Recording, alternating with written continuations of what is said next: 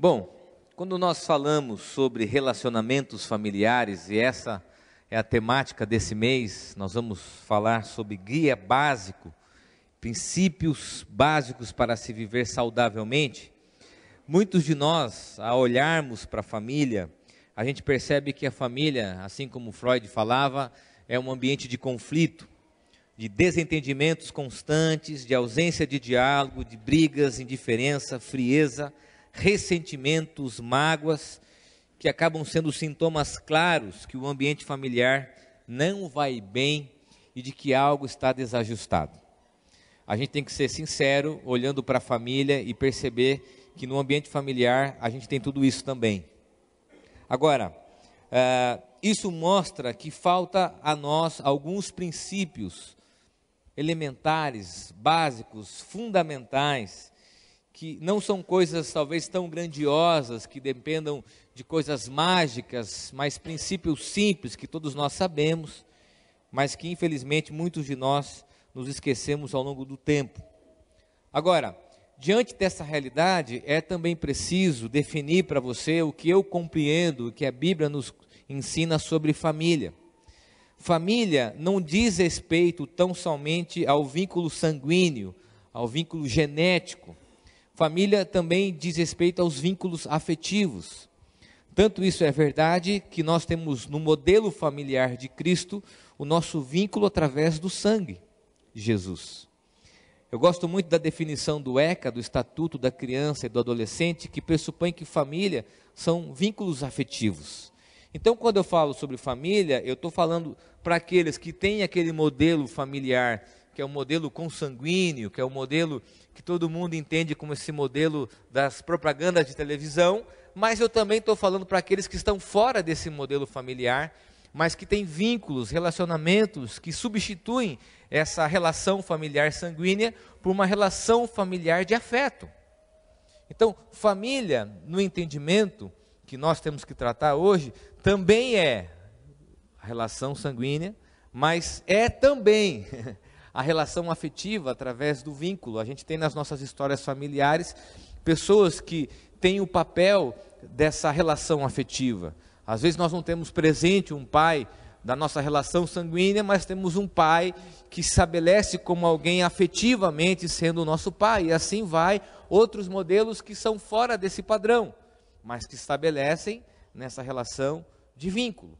Agora, mesmo dentro desses novos modelos familiares, há um princípio básico faltando nessas relações, que eu quero começar hoje, iniciando essa série, falar sobre esse princípio bíblico fundamental nas nossas relações e que nós esquecemos, que é o perdão. O perdão.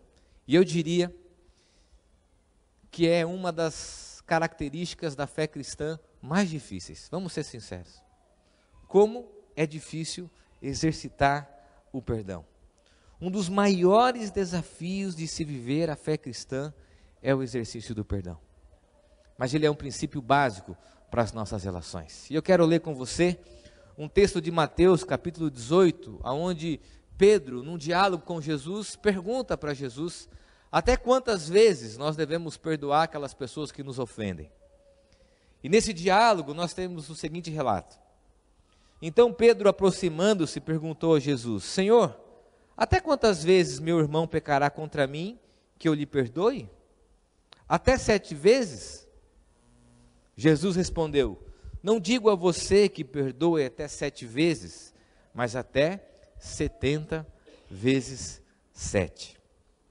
Quando eu falo sobre o desafio de exercitar o perdão, a gente precisa olhar para essa realidade dos ambientes familiares e das nossas relações afetivas e ter a sinceridade de compreender que muitos de nós trazemos à nossa história pessoal, na nossa história familiar, situações graves que precisam de perdão. Tragédias familiares, situações de perda, de rompimento, de conflito, de discussões que são graves e que nos colocam diante da situação da dificuldade de perdoarmos, ok? Talvez muitos aqui se identificam com esse tipo de história e de narrativa. Pessoas que olham para suas histórias pessoais, familiares e encontram tragédias familiares. Porém, há aqueles que olham assim, não, eu não tenho, talvez, uma situação tão grave assim ao ponto de que o perdão se torne algo difícil para mim.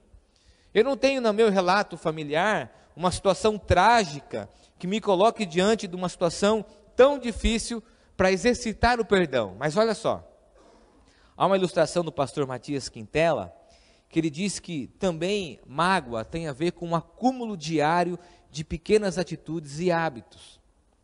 A ilustração que ele nos dá é uma ilustração bem simples. Ele diz que mágoas e ressentimentos que vamos ao longo da vida e dos relacionamentos acumulando em nossos bolsos, como pedrinhas pequenas, inúteis talvez, simples talvez, mas que somadas a tantas outras ao longo da vida, se tornam pesadas e tornam o nosso caminhar desconfortável. Então o exercício do perdão, ele se coloca diante das tragédias maiores, mas também se coloca diante de situações corriqueiras do dia a dia que vão nos cansando. Olha para o ambiente familiar, a gente percebe quando a gente fala assim, nossa, ele vai contar essa piada de novo, a do pavê de novo, pavê para comer. Ela vai me dar essa bronca de novo na frente dos outros, ele vai fazer isso, o meu pai vai pegar no pé, ele faz isso novamente, não fecha o tubo da pasta. Quem tem filho adolescente sabe disso, que eu não sei o que acontece com eles, eles não fecham a pasta de dente. Atitudes diárias, coisas simples da nossa vida, que somadas constantemente, mostram que a nossa indisposição torna as nossas relações o quê? Desgastantes. É isso que acontece. Não só grandes tragédias, mas do desgaste diário, de você enfrentar os mesmos defeitos, de você enfrentar os mesmos hábitos, de você enfrentar as mesmas atitudes constantes de uma pessoa que levam você sempre a um desgaste. Quem é casado sabe que essa é uma das maiores dificuldades. Filhos e pais também enfrentam constantemente os mesmos atritos, os mesmos motivos de briga. E não são coisas tão grandes, são coisas pequenas, que nós vamos ao longo do tempo acumulando. Palavras que são soltas no ar. Não é assim? Talvez eu tenha nesses anos todos aí caminhado e fico impressionado como que os filhos, nessa relação afetiva com os pais, são marcados por sentenças de infelicidade, por opiniões constantes. Olha, você não vai conseguir fazer isso, você tem esse tipo de defeito. E que vai lá martelando na consciência dele, ano após ano, que são coisas simples, mas que somadas ao longo dos anos, acumulam e tornam a nossa vida pesada. São armas de brinquedo que nós usamos na relação, muito comum quando a gente chega lá e diz assim, eu não aguento mais, viu? Um dia eu sumo no mundo. Não é assim que a gente faz? Um dia eu vou sumir, e aí vocês vão ver. É uma arma de brinquedo. Os blefes das relações que a gente sabe lá vem de novo, falando, ameaçando, é isso. Então o perdão é um exercício que se coloca diante dessas situações. Agora, há alguns fatos e alguns problemas diante dessa percepção. O primeiro é que nós facilmente rompemos os relacionamentos diante da dificuldade do outro, porque nós nos tornamos o quê? Intolerantes aos erros das pessoas. E eu percebo que isso tem sido um diagnóstico do comportamento atual. Pessoas se tornaram hipersensíveis a qualquer atitude. E isso talvez seja reflexo de uma geração imatura, a geração mimimi. A gente não está mais disposto a enfrentar o defeito do outro. A gente não tem paciência para a amizade, eu já disse isso alguns domingos atrás. Mas no ambiente familiar, isso foi potencializado ao fato de que a gente prefere mudar de casamento, mudar de namoro, mudar de relacionamento, se distanciar de muitas pessoas. Eu tenho visto isso até nas redes sociais, pessoas afirmando que isso é uma atitude madura, distanciar-se das pessoas, sendo que na verdade mostra uma inabilidade nossa de lidarmos com o defeito dos outros. E os nossos? Será que também não é difícil para outra pessoa conviver com a gente?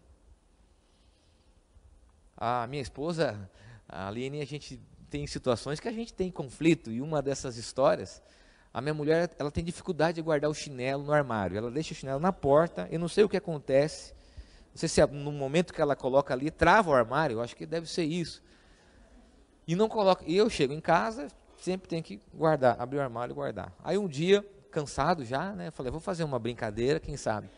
Peguei um micropore, uma fita, coloquei no piso, peguei uma canetinha e marquei uma flecha, assim, uma flechazinha, apontando para o armário. E vim trabalhar. Quando de repente chega uma imagem no meu WhatsApp, eu já sabia que eu tinha, e eu tinha esquecido de guardar meu sapato que estava na porta da sala. Aí ela pegou vários micropores e fez várias setas durante toda a sala, até o armário. Não são apenas os defeitos dos outros, são os nossos. Então a nossa inabilidade de lidar com a relação do outro, muitas vezes cega a gente para os nossos próprios defeitos. Agora, Antônio Carlos Barros diz o seguinte, pastor presbiteriano, diz que o perdão é um instrumento dado por Deus para tornar possível a nossa convivência com o outro. Só é possível convivermos com o outro através do perdão. Então essa ideia que a cultura nos dá, que é melhor distanciarmos das pessoas, trocarmos relacionamentos, na verdade mostra uma imaturidade nossa. Agora, há um segundo sentimento e uma segunda reação às situações mal resolvidas do dia a dia, situações difíceis do dia a dia. É quando nós não só rompemos, mas nós caminhamos amargamente ao lado das pessoas. Se de um lado nós vamos nos desconectar das pessoas, de outro lado há a opção de caminharmos amargamente próximos a essas pessoas. Ah, o defeito dele é assim mesmo, ele com o defeito dele, eu com o meu defeito. Vamos brigar constantemente, vamos nos agredir verbalmente, vamos usar armas de brinquedo e vamos viver juntos assim amargamente. Marcos Lucado diz assim, que sem perdão, a amargura é tudo que resta. Em muitos ambientes familiares, não só no que diz respeito à esposa com o esposo, mas filhos se tornam amargos diante da falta do perdão. Ele é assim mesmo, ela é assim mesmo, cada um com seu defeito, e vamos nos conflitando, vamos nos agredindo e vamos vivendo essa vida, como o Flávio Gilcovati diz, que muitos casamentos são como uma viagem de ônibus.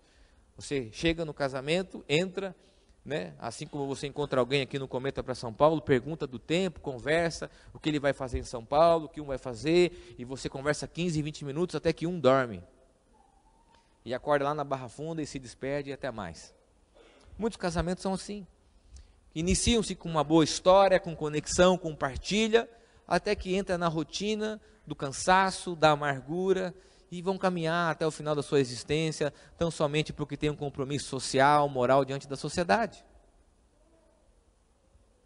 Me choca saber que tem muita gente imatura, mas que também tem muita gente amarga pela falta do perdão.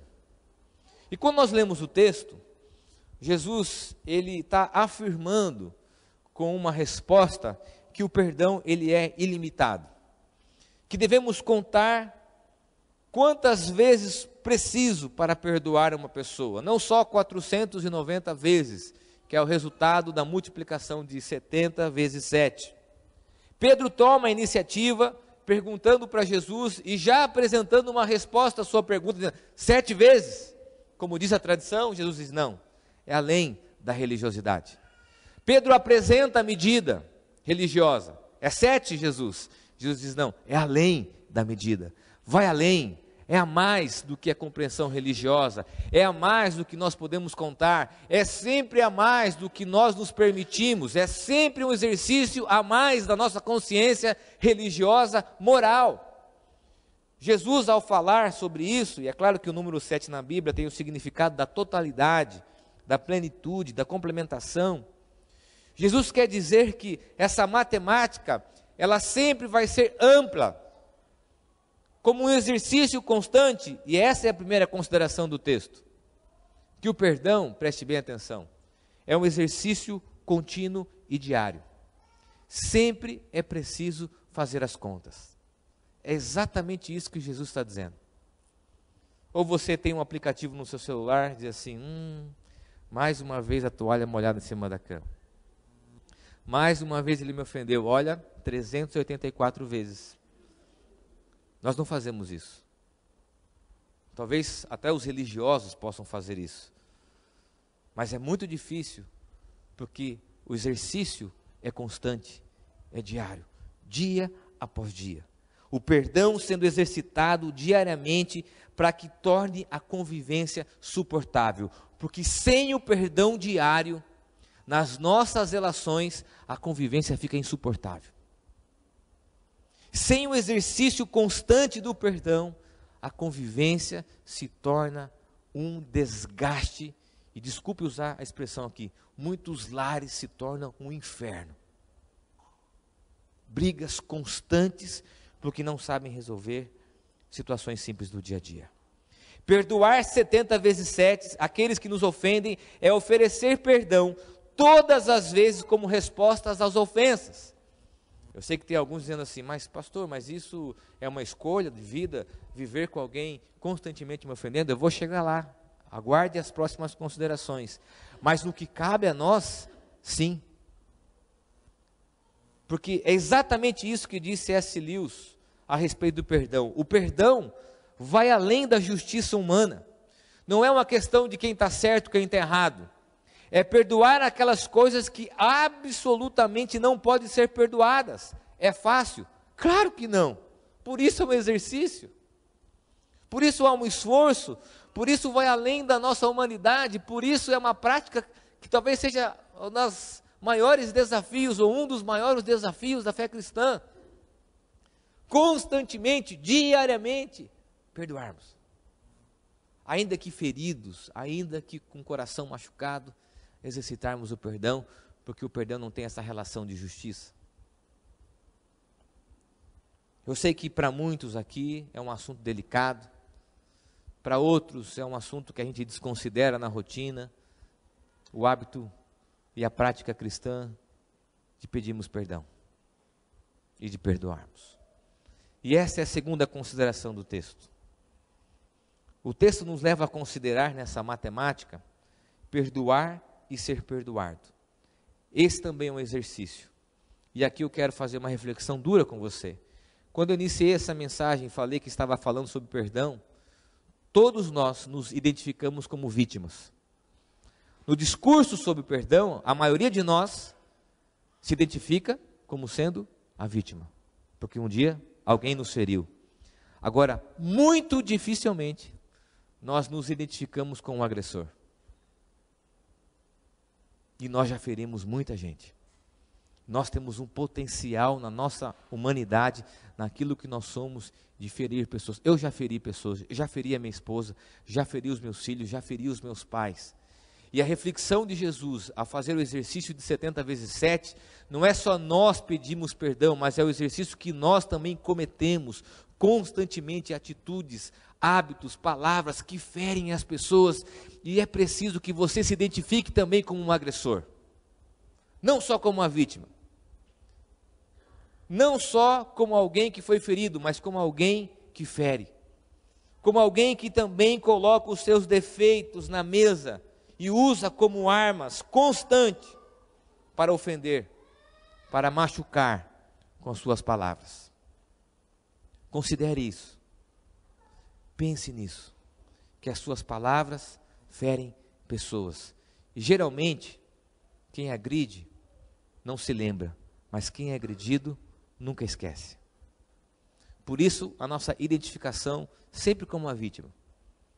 A gente relembra histórias no ambiente familiar e diz assim, puxa, você disse algo para mim que me feriu profundamente. A pessoa, nossa, mas eu nem lembrava disso. Porque nós quase nunca refletimos sobre o nosso papel como agressores, como pessoas em potencial a agredir os outros. C.S. Lewis também tem uma frase que diz assim, ser cristão significa perdoar o indesculpável, porque Deus perdoou o indesculpável em você. Por que a matemática do perdão? Porque nós precisamos dela. Por que a nossa moralidade diz assim, mas 490 vezes é pouco para os outros e para nós também é pouco. Por isso o exercício diário, constante, porque nós também precisamos refletir na condição daqueles que precisam pedir perdão. daqueles que precisam reconhecer nas relações familiares que também erram. Pai, eu quero te pedir perdão. O que tem de filhos ferindo os pais na adolescência? O que tem de relações irmãos com irmãos, ferindo-se por coisas tão banais, tão simples? Eu preguei essa mensagem aqui de manhã, fui para casa conversando com meu pai, no carro, e meu pai me lembrou de uma história familiar, dos seus irmãos, que ficaram 20 anos sem conversar, alguns dos seus irmãos, 20 anos. E aí, no aniversário de 60 anos do meu pai com o meu irmão mais velho reuniu todos os irmãos, e houve um reencontro, se encontraram, se festejaram, e um dos meus tios, no momento do almoço, levantou: olha, nós não conversamos há mais de 20 anos, vocês se lembram o porquê nós não conversamos?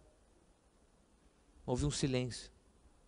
Vocês não se lembram porque nós estamos brigados há tanto tempo? Não, nós brigamos por causa de um quadro. Nós brigamos por causa de um quadro. E nós não temos a dimensão que dentro das nossas famílias existem situações mal resolvidas, às vezes periféricas, simples, que ocasionaram um mal-estar, porque não foi praticado o perdão constante e diário. Deixamos que o tempo resolva, e o tempo não resolve. Aliás, talvez seja uma das grandes mentiras da nossa cultura dizer que o tempo resolve alguma coisa. O tempo não cura nada, o tempo não perdoa. Em alguns casos, vai até transformar uma simples doença numa doença ainda maior. O tempo talvez tenha um sentido pedagógico de trazer paz para algumas decisões, mas no que diz respeito ao perdão, o tempo não tem função pedagógica. O perdão é para o hoje, para o agora, assim como nós precisamos desse perdão. A terceira e última consideração do texto, e aqui eu quero responder aquilo que eu disse no início, é que o perdão deve vir acompanhado de mudanças de atitudes. Preste bem atenção. O perdão, ele deve vir acompanhado de mudanças de atitude. Enquanto que o pedido de desculpa é resolver uma situação de mal-estar causada por uma palavra, o perdão demonstra e traz o significado do arrependimento. O perdão está conectado ao arrependimento. O perdão está próximo da mudança de vida, de comportamento, de atitude, porque se não tiver vinculado a uma mudança de atitude, o perdão é um pedido de desculpa. O perdão é um simples ato de desculpa que quer resolver uma situação mal resolvida. Tim Keller diz o seguinte: se o perdão e a salvação são reais para você, preste bem atenção aqui comigo. Se o perdão e a salvação são reais para você, sua vida testemunhará deles. A desculpa soluciona apenas o mal-estar das palavras, enquanto o verdadeiro perdão nasce diante do arrependimento do erro cometido. Não adianta nada ouvir essa palavra, continuar fazendo as mesmas coisas, pedindo perdão, se esse perdão não vir acompanhado de mudança, de transformação. Não adianta nada usar o pedido de perdão como uma desculpa para resolver um conflito familiar, se esse perdão não vier acompanhado de um arrependimento e uma mudança de vida. Qual é o desafio para nós? O desafio é vivermos o perdão como um princípio básico nas nossas relações familiares. Eu sei que isso é difícil, você talvez se identifique isso como maior dificuldade, mas se é difícil para mim e para você, imagine para o próprio Cristo, quando em Lucas 23, versículo 34, Jesus, no caminho da cruz, vê as pessoas insultando, cuspindo, agredindo, e ainda assim, e talvez aqui o momento mais difícil que um ser humano possa expressar o perdão, Jesus diz o seguinte: contudo, Jesus dizia: Pai, perdoa-lhes, porque não sabem o que fazem. Então, repartindo as vestes dele, lançaram sortes. Jesus, no momento mais difícil que o ser humano é exposto, de sofrimento, de vergonha, de constrangimento, foi capaz de exercitar o perdão. Esse é o modelo para a nossa vida. Por mais difícil que seja para você perdoar, em Cristo nós podemos fazer isso. Por mais difícil que seja para você pedir perdão para alguém, em Cristo nós podemos fazer isso. E eu termino com uma frase do Tim Keller que diz assim: o Deus de amor e perdão pode perdoar e restaurar qualquer e todo tipo de pecado, não importa quem nós somos e também o que fizemos. Diante de quem nós somos, há o perdão de Deus. E se há o perdão de Deus na nossa vida, diante de quem nós somos, há o constrangimento de exercitarmos o perdão nas nossas relações. Sem perdão, as relações familiares se tornam insuportáveis. Feche os teus olhos, eu quero orar com você.